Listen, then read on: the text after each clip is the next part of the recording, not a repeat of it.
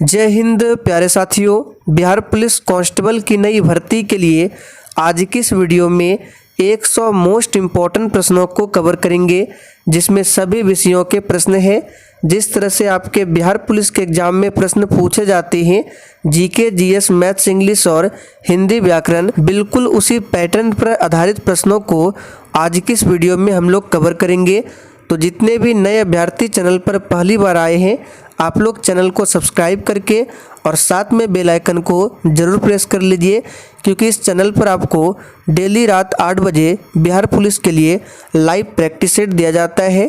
तो चलिए फटाफट से आप सभी लाइव में जुड़ जाइए। सभी को गुड इवनिंग, गुड इवनिंग। तो चलिए साथियों, आज का पहला प्रश्न आपके सामने है। केंद्रीय मंत्री परिषद की बैठकों की अध्यक्षता कौन करता है? वेरी इंपॉर्टेंट प्रश्न है। चलिए आप सभी आंसर बताइए। केंद्रीय मंत्री परिषद की बैठकों की अध्यक्षता कौन करता है?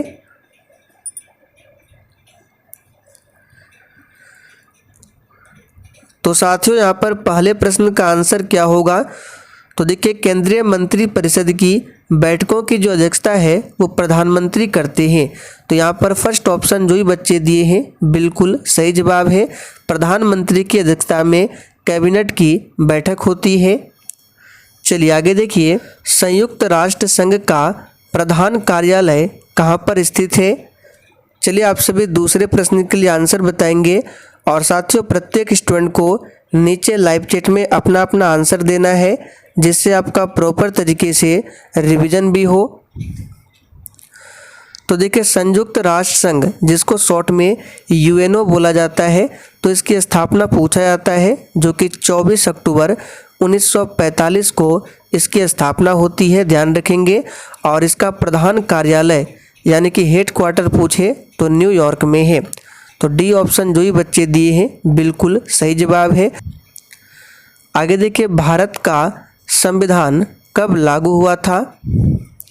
बिल्कुल एग्जाम में पूछा जाने वाला प्रश्न है, आंसर बताएंगे, इसलिए आप सभी पूरा सेशन को ध्यानपूर्वक देखें। भारत का संविधान कब लागू हुआ था? तो यहाँ पर सही जवाब है 26 जनवरी 1950 को हमारा संविधान लागू हुआ था। और बनकर कब तैयार हुआ था? तो 26 नवंबर 1949 को। तो फिलहाल यहाँ पर आंसर होगा आपका डी ऑप्शन। चलिए आगे देखिए, भारत के उच्चतम न्यायालय में न्यायाधीशों की संख्या बढ़ाने का अधिकार किसके पास है? बहुत ही शानदार लेवल का प्रश्न है। चलिए आंसर बताइए। और साथियों, अगर आपको सेशन थोड़ा भी पसंद आ रहा है तो प्लीज़ आप सभी सेशन को दिल से एक बार ज़रूर लाइक कर दें। तो उम्मीद करते हैं आप लोगों ने सेशन को लाइक कर दिया होगा। तो चलिए इसका आंसर बताइए। उच्चतम न्यायालय में न्यायाधीशों की संख्या बढ़ाने का अधिकार किसके पास होता है? तो याद रखिएगा, भारत की संसद के पास। तो यहाँ पे सी ऑप्शन जो ही बच्चे दिए हैं बिल्कुल सही जवाब है। उच्चतम न्यायालय यानी कि सुप्रीम कोर्ट, और एक होता है उच्च न्यायालय, जिसको बोला जाता है हाई कोर्ट। तो हाई कोर्ट की बात करें तो भारत में अभी वर्तमान में कितने हाई कोर्ट है? तो याद रखिएगा 25 हाई कोर्ट है। संविधान सभा के लिए चुनाव कब निश्चित हुआ था?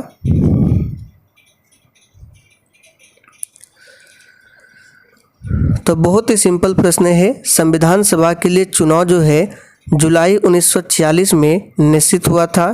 तो सही जवाब है बी ऑप्शन, जुलाई 1946 में। और संविधान सभा का जो गठन हुआ था किसके प्रस्ताव पर? तो कैबिनेट मिशन के प्रस्ताव पर। कैबिनेट मिशन का प्रस्ताव कब प्रकाशित किया गया था? सभी डेट को याद रखें। 16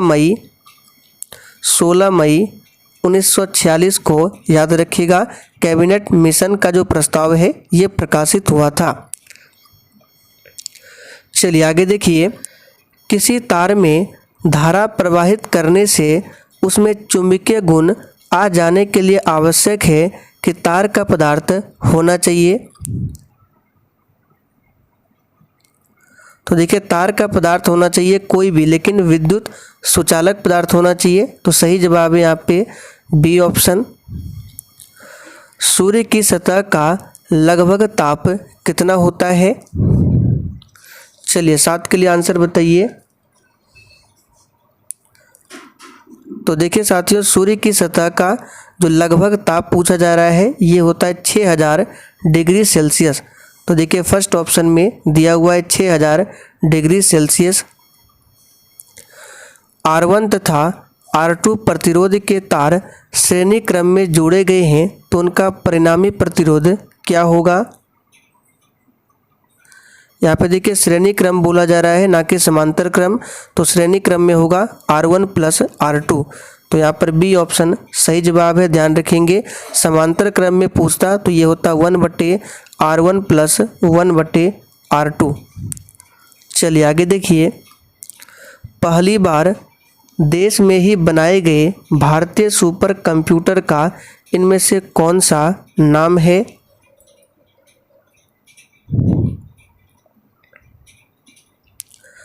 तो साथियों पहली बार देश में ही बनाए गए भारतीय सुपर कंप्यूटर का नाम परम है। तो यहाँ पर पहला ऑप्शन सही जवाब है। बैठक शब्द में कौन सा प्रत्यय है। चलिए 10 के लिए आंसर कीजिए फटाफट से। बैठक शब्द में कौन सा प्रत्यय है। तो बहुत ही सिंपल है, बैठक शब्द में है अक प्रत्यय। यहाँ पर सी ऑप्शन आपका सही जवाब है, अक। ऋषि की गाय बहुत दूध देती है वाक्य में रेखांकित शब्द किस विशेषण का उदाहरण है। यहाँ पर बताना है आपको, ये जो बहुत शब्द का प्रयोग हुआ है ये शब्द किस विशेषण का उदाहरण है।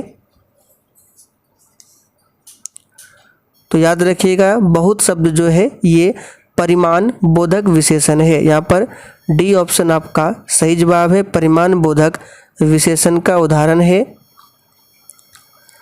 जब कर्ता एक क्रिया समाप्त कर उसी क्षण दूसरी क्रिया में प्रवृत्त होता है तब पहली क्रिया क्या कहलाती है। चलिए आंसर बताएंगे। बिल्कुल इसी तरह के हिंदी साहित्य के प्रश्न आपके एग्जाम में भी पूछे जाएंगे। तो ये कहलाएगा पूर्वकालिक क्रिया। तो सही जवाब है सी ऑप्शन। उत्कंठित का पर्यायवाची इनमें से कौन नहीं है।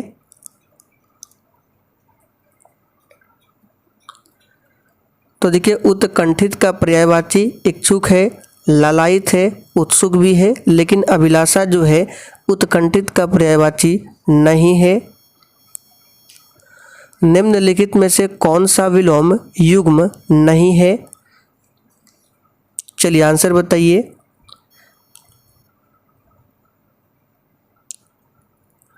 तो यहाँ पे क्या बताना है, कौन सा विलोम युग्म में नहीं है आपको बताना है। तो देखिए सम का विषम ये सही है, समर्थक का विरोधी ये भी सही है, समष्टि का व्यष्टि ये भी सही है, लेकिन सदाचारी का दुराचारी ये गलत है। सदाचार का यहाँ पे क्या, यहाँ पे सदाचार है तो दुराचारी नहीं होगा, सदाचार का विलोम होगा दुराचार ना कि दुराचारी। तो पहला ऑप्शन जो है ये युग्म गलत है। अंतःकोशिकी पाचन में संबंधित कोशिकीय संरचना क्या है। चलिए 15 के लिए आंसर बताइए आप सभी। और देखिए अभी तक आप लोगों ने सेशन को लाइक नहीं किया है, फटाफट से आप सभी सेशन को लाइक करें। तो ध्यान दीजिए, अंतःकोशिकी पाचन से संबंधित कोशिकीय संरचना लाइसोसोम है। यहाँ पर डी ऑप्शन आपका सही जवाब है, लाइसोसोम। राइबोसोम की बात करें तो प्रोटीन की फैक्ट्री कहा जाता है, लाइसोसोम को माइटोकॉन्ड्रिया आप सभी जानते हैं, कोशिका का केंद्र कहते हैं, पावर हाउस बोला जाता है माइटोकॉन्ड्रिया को। वातावरण के संदर्भ में जीवों का अध्ययन करने वाली विज्ञान की शाखा को कहते हैं। चलिए आंसर बताएंगे, बिल्कुल सोच समझ कर आंसर करना है। तो ये कहलाता है पारिस्थितिकी विज्ञान। तो यहाँ पर सी ऑप्शन जो भी बच्चे बता रहे हैं उनका बिल्कुल सही जवाब है। चलिए आगे देखिए, प्रकाश संश्लेषण में ऑक्सीजन पानी से उत्पन्न होती है। यहाँ पे देखिए प्रकाश संश्लेषण में जो ऑक्सीजन है किससे उत्पन्न होती है आपको बताना है। यहाँ पर टाइपिंग एरर है। चलिए सभी ऑप्शन को ध्यान से देखिए। तो यहाँ पर सही जवाब जो होगा पहला ऑप्शन ही होगा, प्रकाश संश्लेषण में जो ऑक्सीजन उत्पन्न होता है पानी से। तो पहला ऑप्शन सही जवाब है, ध्यान रखेंगे। चलिए, इंसुलिन क्या है? 18 के लिए आंसर बताएंगे। इंसुलिन की कमी से मधुमेह बीमारी और इंसुलिन के अधिक स्रावन से हाइपोग्लाइसीमिया रोग होता है। तो इंसुलिन क्या है? तो इंसुलिन एक प्रकार का हार्मोन है जो शर्करा के उपापचय में सहायता करता है। तो देखिए किस ऑप्शन में है। एक हार्मोन है जो शर्करा के उपापचय में सहायता करता है। तो सही जवाब है सी ऑप्शन। लाइकेन सहजीवी है जिनमें होते हैं। चलिए आंसर बताइए। तो देखिए साथियों, लाइकेन जो है सहजीवी है जिसमें शैवाल और कवक होते हैं। तो सही जवाब क्या हो जाएगा? सी ऑप्शन, शैवाल और कवक। और लाइकेन का अध्ययन क्या कहलाता है? तो लाइकेनोलॉजी। लाइकेनोलॉजी के अंतर्गत लाइकेन का अध्ययन किया जाता है। और लाइकेन जो है ये किस प्रकार की वनस्पति है? थैलोफाइटा। एग्जाम में पूछा जाता है, याद रखिएगा। थैलोफाइटा प्रकार की वनस्पति है लाइकेन। विश्व प्रसिद्ध उलांग किस्म की चाय का उत्पादन कहाँ किया जाता है? चलिए 20 के लिए आंसर कीजिए। तो देखिए, विश्व प्रसिद्ध उलांग किस्म की चाय का उत्पादन जो है ये ताइवान में होता है। सही जवाब है सी ऑप्शन। गांधीवादी अर्थव्यवस्था किस सिद्धांत पर आधारित थी?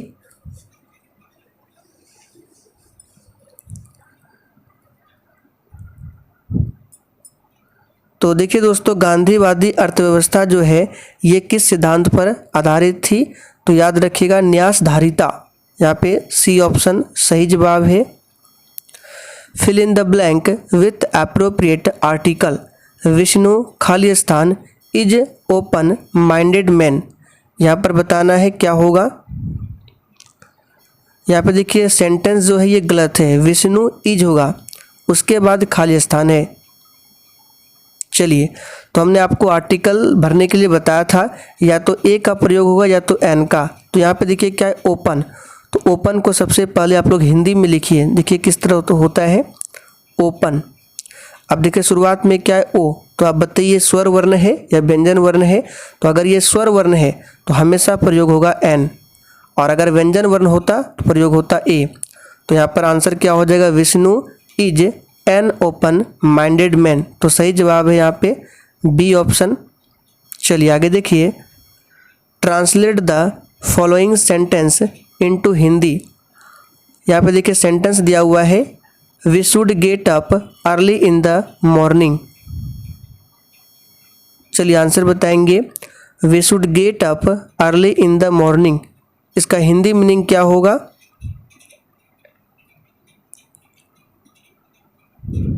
तो इसका सही जवाब है फर्स्ट ऑप्शन, हम लोगों को सुबह में जल्दी उठना चाहिए। चलिए आगे देखिए।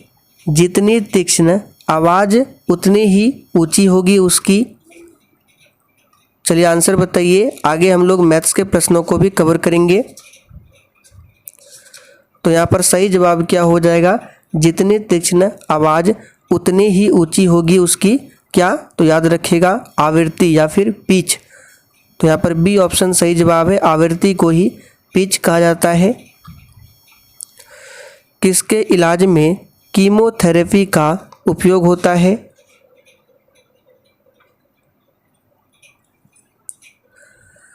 तो साथियों, कीमोथेरेपी का जो उपयोग होता है ये किसके इलाज में? तो याद रखिएगा कैंसर के इलाज में। यहाँ पर पहला ऑप्शन सही जवाब है। जब एक श्वेत प्रकाश ग्लास प्रिज्म गुजरता है तो निम्न में से कौन सा रंग सर्वाधिक अपवर्तक होता है? चलिए आंसर बताएंगे। अपवर्तक, यहाँ पे आपको अपवर्तित बोला जा रहा है कि जब एक श्वेत प्रकाश को ग्लास प्रिज्म से गुजारा जाता है तो कौन सा रंग सबसे अधिक अपवर्तित होगा? तो याद रखिएगा नीला। पहला ऑप्शन सही जवाब है, नीला रंग। साइनस वेनोसिस किस प्रकार का रुधिर ले जाता है? चलिए बिल्कुल एग्जाम में पूछा जाने वाला प्रश्न है। साइनस वेनोसस किस प्रकार का रुधिर ले जाता है? तो याद रखिएगा ये अशुद्ध रक्त को ले जाता है। यहाँ पर बी ऑप्शन सही जवाब है। अब यहाँ से एक प्रश्न बनता है, सीरा और धमनी, आप लोगों ने नाम सुना होगा सीरा धमनी। तो प्रश्न बनता है कि सीरा में किस प्रकार का रक्त होता है? तो सीरा में अशुद्ध रक्त होता है, जबकि धमनी में क्या होता है? शुद्ध रक्त होता है। दोनों को ध्यान रखेंगे। Select the word similar in the meaning to the word given. यहाँ पे डेडलाइन, इसका सिमिलर मीनिंग बताना है। डेडलाइन का क्या होगा? तो देखिए डेडलाइन का हिंदी होता है सीमा रेखा, और इसका सिमिलर जो होगा लिमिटेड। यहाँ पर क्या हो जाएगा? पहला ऑप्शन लिमिटेड। चलिए आगे देखिए, यदि x बटे वाई बराबर 2 तो वाई स्क्वायर बटे एक्स स्क्वायर का मान क्या होगा? तो चलिए बताते हैं, बहुत ही सिंपल है। देखिए यहाँ पे क्या है, x बटे वाई बराबर 2, x बटे वाई इज इक्वल टू 2। चलिए यहाँ पे बटे 1 कर दीजिए। अब क्रॉस मल्टीप्लिकेशन कीजिए तो x बराबर क्या हो जाएगा? 2y। ठीक है, अब हम लोग क्या करेंगे, इसको लेंगे तो यहाँ पे क्या है? वाई स्क्वायर, इसको रहने देते हैं, बटे नीचे क्या है? एक्स स्क्वायर, तो x के जगह पे हम रखते हैं 2y। ठीक है, और स्क्वायर है तो हम भी स्क्वायर दे देते हैं। अब इसको सॉल्व कर दीजिए, आपका आंसर आ जाएगा। तो वाई स्क्वायर बटे 4y स्क्वायर, वाई स्क्वायर से वाई स्क्वायर कैंसिल, 1 बटे 4। तो देखिए किस ऑप्शन में है? पहला ऑप्शन में दिया हुआ है 1 बटे 4। यदि किसी राशि का 1/3 12 है तो उस राशि का 1/4 कितना होगा? देखिए मान लेते हैं वह राशि क्या है? x है। अब देखिए x का 1/3 यानी 1/3 कितना है? 12 है। तो चलिए इसको सॉल्व करते हैं। तो यहाँ से x बराबर क्या हो जाएगा? 12 गुना 3 यानी कि 36 हो जाएगा। अब बोला जा रहा है 36 यानी उस राशि का, किसका? 36 का। 36 का 1/4 कितना होगा? तो 36 गुने 1/4 1/4। चलिए 9 आ गया आपका आंसर, बी ऑप्शन में है। सत्यार्थ प्रकाश उपन्यास के लेखक कौन है? तो साथियों सत्यार्थ प्रकाश उपन्यास के लेखक कौन है? तो बहुत ही सिंपल है, यह है दयानंद सरस्वती। हिंदी साहित्य अकादमी की ओर से श्लाघा सम्मान किस क्षेत्र में दिया जाता है? चलिए अब प्रश्नों का ज़्यादा डिस्कस नहीं करेंगे, नहीं तो वीडियो बहुत ही अधिक लंबा हो जाएगा। तो देखिए श्लाघा सम्मान ये किस क्षेत्र में दिया जाता है? तो याद रखिएगा ये दिया जाता है भाषा संस्कृति के क्षेत्र में। तो यहाँ पर पहला ऑप्शन सही जवाब है, ध्यान रखेंगे। दिए गए पद के उचित अलंकार का रूप सबसे अच्छा विकल्प क्या है? तो देखिए हमने एक बार बताया था इस प्रश्न को अलंकार के बारे में। तो देखिए यहाँ पर रघुपति, राघव, राजा राम, अगर ध्यान से इस वाक्य को देखेंगे तो सभी में प्रारंभ में र आ रहा है। देखिए रघुपति में र है, राघव में भी र है और राजा राम में भी र है। और जब भी एक शब्द की आवृत्ति बार बार होती है तो वहाँ पे क्या होता है? अनुप्रास अलंकार होता है। तो यहाँ पर आंसर क्या हो जाएगा? अनुप्रास अलंकार, फर्स्ट ऑप्शन दिया हुआ है। चलिए आगे देखिए, यदि उच्च तत्व की, यहाँ पे तत्व नहीं होगा तारत्व। चलिए यदि उच्च तारत्व की ध्वनि को निम्न तारत्व की ध्वनि में बदला जाता है तो क्या घटता है? तो याद कर लीजिए आवृत्ति घटता है। यहाँ पर पहला ऑप्शन सही जवाब है। आगे देखिए, ऊष्मा का सर्वोत्तम चालक क्या है? चलिए 35 के लिए आंसर बताएंगे। तो यहाँ पर सही जवाब हो जाएगा ऑप्शन के अकॉर्डिंग पारा। पारा जो है ऊष्मा का सबसे अच्छा चालक है। ऊर्जा वहन नहीं करती है कौन सी तरंगे? चलिए आंसर बताइए फटाफट से।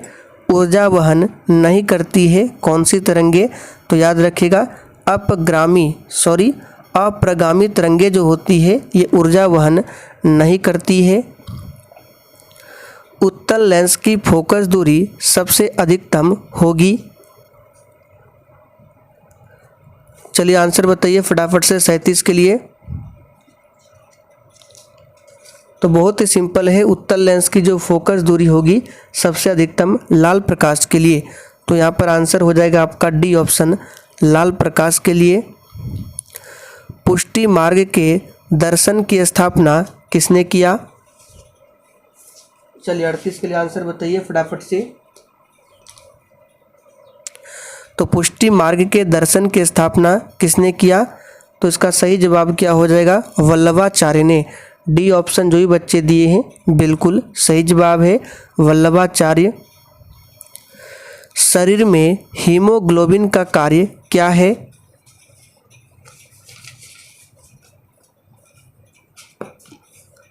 तो यहाँ पर आंसर क्या हो जाएगा? शरीर में हीमोग्लोबिन का कार्य क्या होता है? बहुत ही सिंपल है, ऑक्सीजन का परिवहन करना। यहाँ पर पहला ऑप्शन सही जवाब है। चलिए आगे देखिए, मेंढक के हृदय के निम्नलिखित भाग होते हैं। चलिए फटाफट से आंसर बताएंगे। मेंढक के हृदय के निम्नलिखित भाग होते हैं। तो इसका सही जवाब है 2 अलिंद और 1 निलय होता है। तो यहाँ पर पहला ऑप्शन सही जवाब है, ध्यान रखेंगे। आगे देखिए, एंडोस्टियम पाया जाता है। बिल्कुल टॉप लेवल का प्रश्न है। आंसर बताइए, एंडोस्टियम किसमें पाया जाता है? तो याद रखिएगा, हड्डियों के आंतरिक भाग में पाया जाता है एंडोस्टियम। और हड्डियों का अध्ययन क्या कहलाता है? तो ऑस्टियोलॉजी। घरेलू खाना पकाने की गैस, जिसको द्रवित पेट्रोलियम गैस शॉर्ट में एलपीजी, में मुख्य रूप से क्या होता है? चलिए यहाँ पर ऑप्शन के अकॉर्डिंग आंसर बताना है। तो इसमें होता है ब्यूटेन और साथ में क्या होता है? प्रोपेन।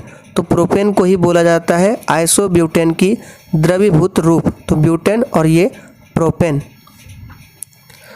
प्रकाश संश्लेषण की दर अधिकतम किस रंग में होती है?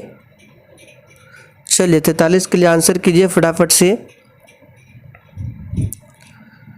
तो बहुत ही सिंपल है, प्रकाश संश्लेषण की दर अधिकतम किस में होती है? तो लाल प्रकाश में, ध्यान रखेंगे। और सबसे कम किस में होती है? आप लोग कमेंट करके बताइए। एम्फीबियंस क्या है? बिल्कुल इसी तरह के प्रश्न आपके एग्जाम में भी पूछे जाएंगे, आंसर बताइए। और जिसने अभी तक सेशन को लाइक नहीं किया है, प्लीज़ आप सभी से रिक्वेस्ट है, फटाफट से आप सभी सेशन को लाइक कर दें। तो एम्फीबियंस ये क्या होते हैं? तो याद रखिएगा, जल और थल दोनों में समान रूप से रहते हैं एम्फीबियंस। और एम्फीबियंस का उदाहरण है जैसे कि मेढक हो गया, ये क्या है? जल और थल दोनों में समान रूप से होते हैं, ध्यान रखेंगे, जिसको उभयचर भी कहा जाता है। पादप कोशिका भित्ति किससे बनी होती है? यानी कि पादप की जो कोशिका भित्ति होती है वो किसकी बनी होती है? इस प्रश्न को हमने आपको बहुत बार बताया है। चलिए आंसर कीजिए, किसी का भी गलत नहीं होना चाहिए। तो देखिए साथियों, पादप की जो कोशिका भित्ति होती है ये सेलुलोज और पेक्टिन की बनी होती है। यहाँ पर सही जवाब है। जबकि ये जो काइटिन है ये कवक की कोशिका भित्ति बनी होती है, काइटिन की। कणों की गतिज ऊर्जा खाली स्थान में अधिकतम होती है। चलिए, कणों की गतिज ऊर्जा अधिकतम किसमें होती है?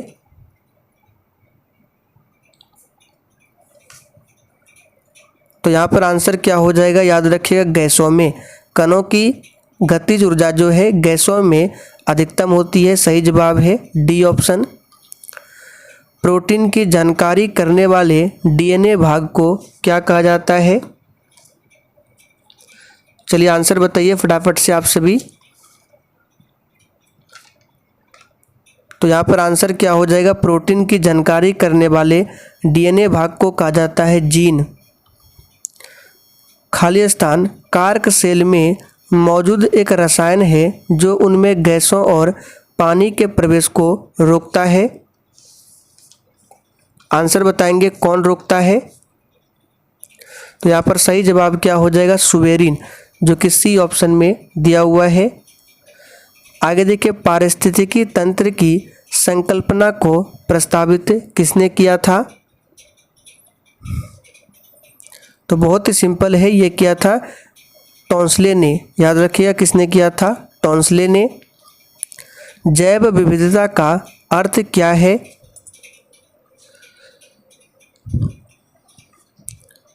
तो देखिए साथियों, जैव विविधता का अर्थ होता है एक निश्चित क्षेत्र में विभिन्न प्रकार के पादप एवं जंतु। सही जवाब है सी ऑप्शन। ग्रीन हाउस गैसों की संकल्पना किसने किया था? चलिए बिल्कुल सोच समझकर आंसर करना है। ग्रीन हाउस गैसों की संकल्पना किसने किया था? तो याद रखिएगा जोसेफ फॉरियर ने। ये सभी प्रश्न आपके एग्जाम के लिए काफ़ी ज़्यादा इम्पोर्टेंट प्रश्न है। पावर ट्रांसफार्मर की कार्य प्रणाली का सिद्धांत किस पर आधारित है? चलिए 53 के लिए आंसर बताइए फटाफट से। पावर ट्रांसफार्मर की कार्य प्रणाली का सिद्धांत किस पर आधारित है? तो याद रखिएगा इसका सही जवाब क्या होगा? फैराडे के नियम पर आधारित है। और पावर ट्रांसफार्मर जो है विद्युत चुंबकीय सिद्धांत पर कार्य करता है। किसी वस्तु पर विद्युत आवेश की उपस्थिति का पता लगाने के लिए किस उपकरण का उपयोग किया जाता है? तो यहाँ पर आंसर क्या हो जाएगा, किसका उपयोग किया जाता है? तो याद रखिएगा इलेक्ट्रोस्कोप का उपयोग होता है। तरल अवस्था में गैसीय अवस्था में रूपांतरण को क्या कहते हैं? तरल अवस्था से गैसीय अवस्था में रूपांतरण को क्या कहते हैं? तो इसे बोला जाता है वाष्पीकरण। यहाँ पर बी सी ऑप्शन सही जवाब है। और ऊर्ध्वपातन क्या है? ठोस से सीधे गैस में परिवर्तन को कहा जाता है ऊर्ध्वपातन। सूक्ष्म तरंगों का उपयोग किया जाता है। तो साथियों सूक्ष्म तरंगों का उपयोग जो किया जाता है ये किया जाता है किसमें? टेलीविज़न में, रेडियो प्रसारण, रडार निकाय, इन सभी में होता है। दोनों वस्तुओं के मध्य का बल हमेशा बराबर और विपरीत होता है, यह विचार न्यूटन के किस नियम के रूप में दिया गया है? चलिए आंसर बताइए। दो वस्तुओं के मध्य का जो बल होता है हमेशा बराबर और विपरीत होता है, यह विचार न्यूटन के किस नियम के रूप में दिया गया है? तो याद रखिएगा तीसरा, गति का जो तीसरा नियम है। भारी जल का अनुभार क्या है? चलिए 58 के लिए आंसर बताइए। भारी जल का अनुभार क्या होता है? तो देखिए साथियों, भारी जल का सूत्र होता है D2O, ड्यूटेरियम ऑक्साइड, और अनुभार होता है 20, जबकि साधारण जल का पूछे तो 18। बोर की परिकल्पना अनुसार n में स्थिर कक्षा का कोणीय संवेग क्या होता है? तो इस प्रश्न को हमने आपको बताया था, ये होता है NH/2π। तो देखिए ऑप्शन बी में दिया हुआ है। रसायन विज्ञान का जनक कौन है? तो साथियों रसायन विज्ञान का जनक कौन है? तो एंटोनी लेवोजियर। सही जवाब है डी ऑप्शन। पुस्तक शाहजहांनामा के लेखक कौन है? चलिए थोड़ा सा स्पीड बढ़ा रहे हैं, फटाफट से आंसर कीजिए। पुस्तक शाहजहांनामा के लेखक कौन है? तो इनायत खां है, ध्यान रखेंगे। पहला ऑप्शन सही जवाब है। हुमायूं नामा पूछा जाता है जो कि गुलबदन बेगम के द्वारा लिखा गया है। 1938 में भारतीय राष्ट्रीय कांग्रेस का अध्यक्ष निर्वाचित हुए थे, यानी कि 1938 में भारतीय राष्ट्रीय कांग्रेस का कौन अध्यक्ष निर्वाचित हुआ था? तो याद रखिएगा सुभाष चंद्र बोस। 1938 में कौन सा अधिवेशन होता है? हरिपुरा अधिवेशन। आग बुझाने के परिधानों पर चढ़ी परत किससे बनी होती है? तो साथियों ये बनी होती है मेलामाइन की। याद कर लीजिए, पहला ऑप्शन सही जवाब है। पिट्यूटरी ग्लैंड से निकलने वाले हार्मोन को कौन सी ग्रंथि नियंत्रित करती है? तो साथियों ये ग्रंथि कौन सी है? तो याद रखिएगा हाइपोथैलेमस ग्रंथि। यहाँ पर पहला ऑप्शन सही जवाब है। यूटोपिया का लेखक कौन था? और साथियों आप सभी डेली क्लास को अटेंड कीजिए, क्योंकि बहुत ही जल्द अब बिहार पुलिस का एग्ज़ाम ले लिया जाएगा, फिर आपको तैयारी करने का मौका नहीं मिलेगा। इसलिए बिल्कुल भी समय की बर्बादी ना करें। डेली रात 8 बजे आप लोग क्लास अटेंड कीजिए। तो साथियों यूटोपिया के लेखक कौन है? तो सही जवाब है Thomas More. Statue of Belief प्रतिमा कहाँ पर स्थित है? देखिए स्टैचू ऑफ यूनिटी पूछे तो गुजरात में है, जो कि सरदार वल्लभ भाई की प्रतिमा है। और स्टैचू ऑफ बिलीफ की बात करें ये राजस्थान में है। आगे देखिए भारत की जलवायु परिवर्तन पर प्रथम राष्ट्रीय कार्य योजना कब प्रकाशित हुई थी? तो साथियों ये प्रकाशित हुई थी 2008 में। निम्न में से कौन सा योगात्मक बहुलक है? तो साथियों योगात्मक बहुलक है कौन सा? तो याद रखिएगा यहाँ पे सही जवाब हो जाएगा PVC। ये क्या है? योगात्मक बहुलक है। इसका फुल फॉर्म होता है PV का क्या होता है? तो पॉली विनाइल क्लोराइड। ध्यान रखेंगे। चलिए आगे देखिए उत्तराखंड में मैती आंदोलन के जनक कौन है? तो इसका सही जवाब क्या हो जाएगा? कल्याण सिंह रावत। याद रखिएगा कल्याण सिंह रावत। राजीव गांधी नेशनल पार्क कहाँ पर अवस्थित है? तो साथियों राजीव गांधी नेशनल पार्क ये कर्नाटक में अवस्थित है।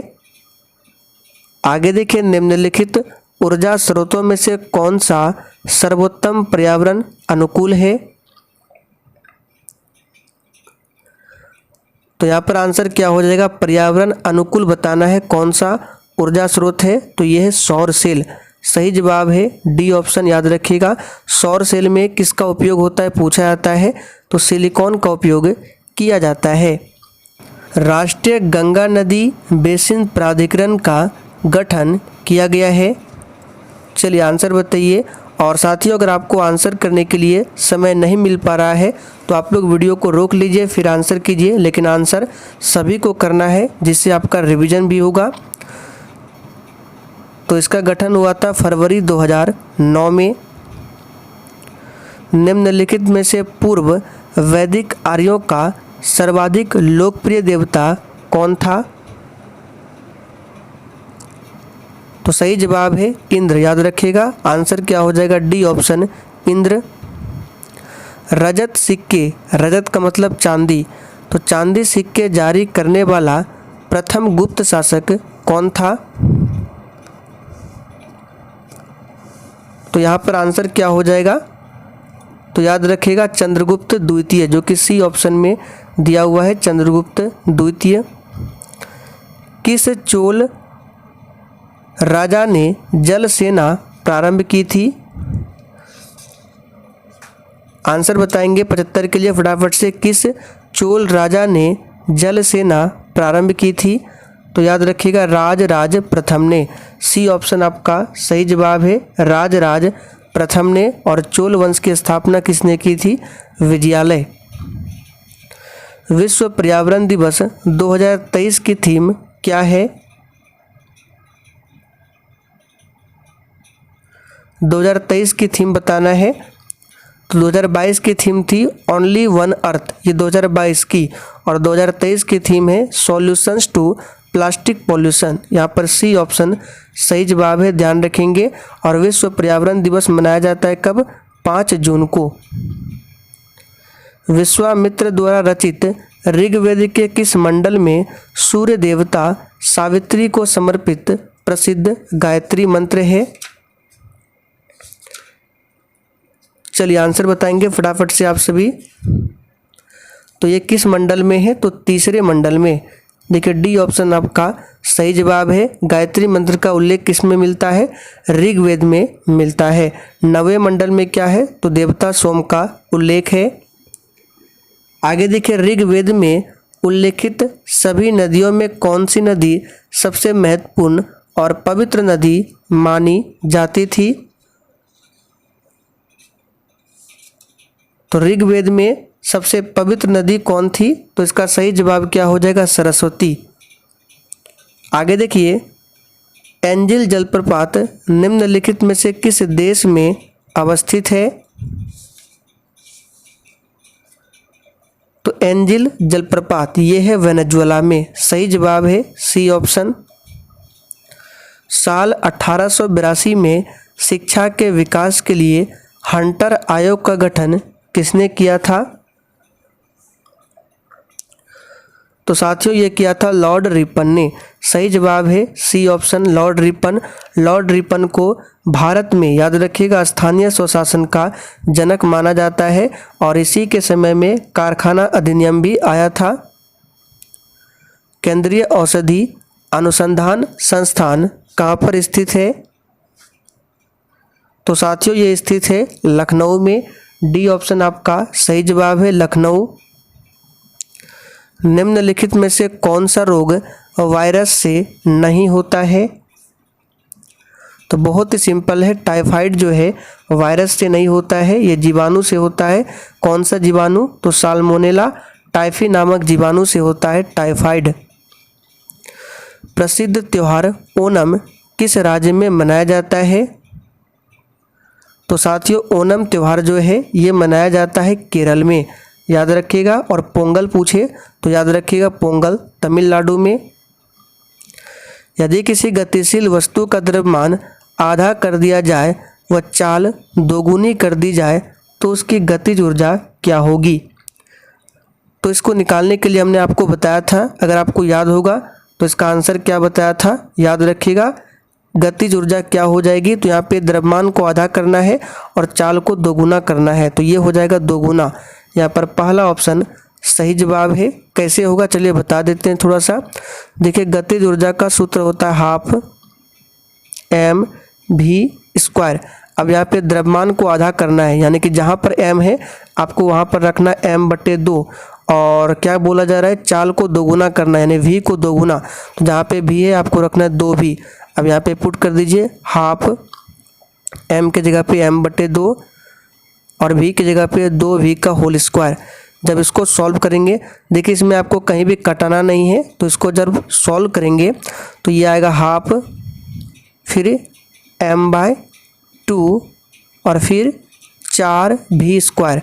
अब देखिए यहाँ से क्या कीजिए, ये जो हाफ mv स्क्वायर है यहाँ से निकाल लेते हैं, तो हाफ mv स्क्वायर। तो क्या बचा? देखिए 4/2। तो 4/2 को 2 से डिवाइड करेंगे तो दोगुना आएगा। इनमें से कौन सा जीव स्तनधारी नहीं है?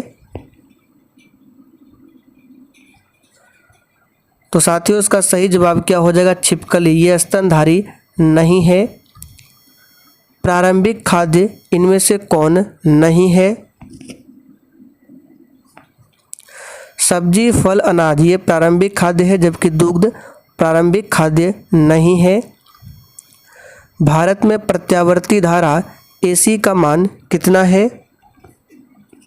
तो सभी को पता है 50 हर्ट्ज है। हिंदू विधि पर एक पुस्तक मिताक्षरा किसने लिखी? तो ये लिखा गया विज्ञानेश्वर के द्वारा। सही जवाब है सी ऑप्शन। बीज की बुआई के समय, यहाँ पे समय है, सामान्यतः निम्न में से किस उर्वरक का प्रयोग होता है?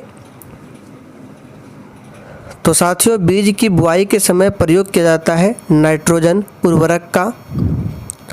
वॉशिंग सोडा जिसको धोने वाला सोडा भी कहा जाता है, ये क्या है? तो वॉशिंग सोडा, धोने वाला सोडा जिसको बोला जाता है सोडियम कार्बोनेट। सही जवाब है बी ऑप्शन। जबकि सोडियम बाइकार्बोनेट क्या है? तो खाने वाला सोडा है। कनिष्क ने किसको प्रोत्साहन दिया था? और साथियों इस प्रैक्टिस सेट में आपके जितने भी प्रश्न सही होंगे आपको सेशन के लास्ट में कमेंट करके अपना अपना स्कोर ज़रूर बताना है। तो कनिष्क ने किसको प्रोत्साहन दिया था? तो याद रखिएगा महायान बौद्ध धर्म को। चलिए आगे बढ़ते हैं। मॉन्ट्रियल प्रोटोकॉल निम्न में से किससे संबंधित है? तो ये संबंधित है ओजोन अवक्षय से। सही जवाब है पहला ऑप्शन। और मॉन्ट्रियल प्रोटोकॉल कब हुआ था? तो 1987 में हुआ था। भारत की थोक कीमत सूची की एक असुविधा कौन सी है? तो देखिए भारत में थोक कीमत सूची यानी कि होलसेल प्राइस, इसकी एक असुविधा यह है कि सेवा विभाग के लिए पर्याप्त नहीं है। पहला ऑप्शन सही जवाब है। नीली क्रांति किससे संबंधित है? चलिए आंसर बताइए, फटाफट से आंसर बताएंगे। और ये कुछ ही मिनटों का क्लास है, तो जिसने अभी तक लाइक नहीं किया है प्लीज़ आप सभी लाइक करें और सेशन को जितना हो सके अधिक से अधिक शेयर करें। तो साथियों नीली क्रांति ये संबंधित किससे है? तो मत्स्य उद्योग से। भारत में किस किस्म की कॉफ़ी का उत्पादन किया जाता है? और साथियों आज का सेशन आप लोगों को कैसा लगा कमेंट करके ज़रूर बताना है। तो भारत में किस किस्म की कॉफ़ी का उत्पादन होता है? तो अरेबिका किस्म की कॉफ़ी का। और भारत में सबसे अधिक कॉफ़ी का उत्पादन कर्नाटक में होता है, आप सभी जानते हैं। वह गैस जो नोबल गैस कहलाती है क्या है? तो देखिए आवर्त सारणी में शून्य वर्ग में 6 तत्व है जिन्हें बोला जाता है निष्क्रिय गैस यानी कि नोबल गैस। तो यहाँ पे 6 तत्व में ये हीलियम जो है ये भी नोबल गैस है। निम्नलिखित में से कौन सा तत्व स्वतंत्र अवस्था में पाया जाता है? तो इन चारों ऑप्शन में से सल्फर जो है स्वतंत्र अवस्था में पाया जाता है। सूक्ष्म जीवाणुओं से प्राप्त वे तत्व कौन से हैं जिसका उपयोग सूक्ष्म जीवाणुओं को नष्ट करने के लिए किया जाता है? तो वे तत्व क्या है? प्रतिजैविक। आगे देखिए शाहजहां का मकबरा कहाँ पर स्थित है? चलिए आंसर बताइए फटाफट से। तो साथियों शाहजहां का मकबरा जो है ये कहाँ पर है? तो इसका सही जवाब क्या होगा? फर्स्ट ऑप्शन आगरा में है शाहजहां का मकबरा। और हुमायूं का मकबरा पूछे तो दिल्ली में है। इंडियन ऑयल कॉरपोरेशन का सबसे अधिक रिफाइनरी कहाँ पर स्थित है? तो देखिए इंडियन ऑयल कॉरपोरेशन का सबसे बड़ा रिफाइनरी हल्दिया में स्थित है। यहाँ पर पहला ऑप्शन सही जवाब है। और हल्दिया तेल शोधक कारखाना पूछे कहाँ पर है? तो पश्चिम बंगाल में। चलिए आखिरी प्रश्न आप लोगों के लिए है। 1991 में सरकार ने किसकी अध्यक्षता में कर सुधार समिति का गठन किया था? इस प्रश्न का आंसर आप सभी को नीचे कमेंट करके बताना है। तो साथियों आज के लिए इतना ही। सेशन पसंद आया हो तो प्लीज़ आप सभी सेशन को जितना हो सके अधिक से अधिक शेयर ज़रूर करें।